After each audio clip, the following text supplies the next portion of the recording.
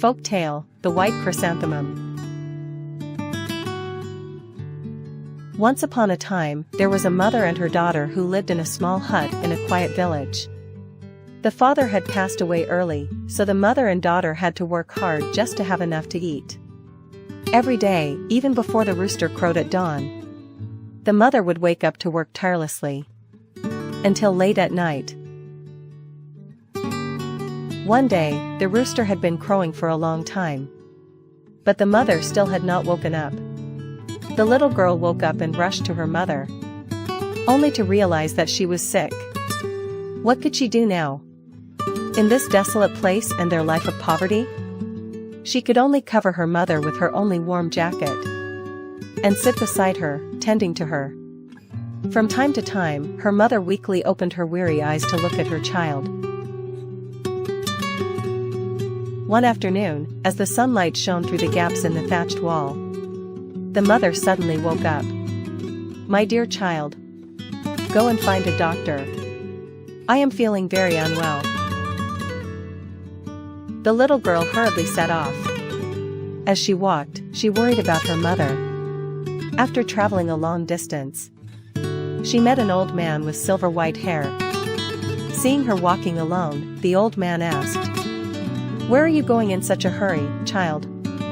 "Sir, I am looking for a doctor," she replied.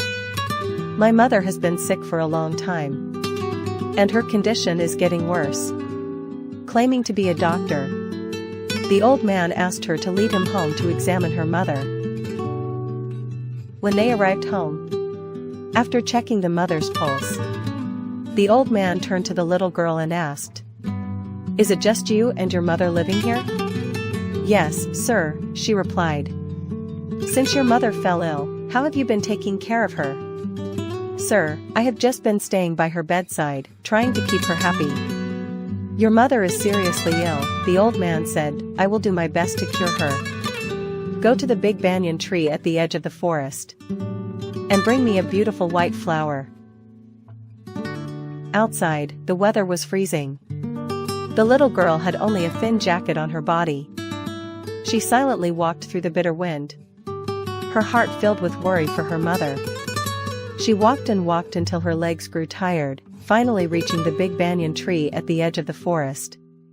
Sure enough, she saw a beautiful white flower blooming on a nearby bush. She gently picked the flower, holding it in her hands with deep reverence, praying earnestly for her mother's recovery. Suddenly, she heard a faint voice echoing in her ears. It was the old man with silver hair, speaking to her once more. "Do not worry, child. Each petal on this flower will grant your mother one more day to live."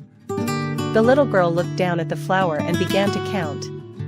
1, 2, 3, 4, 20. Oh no! Only 20 more days?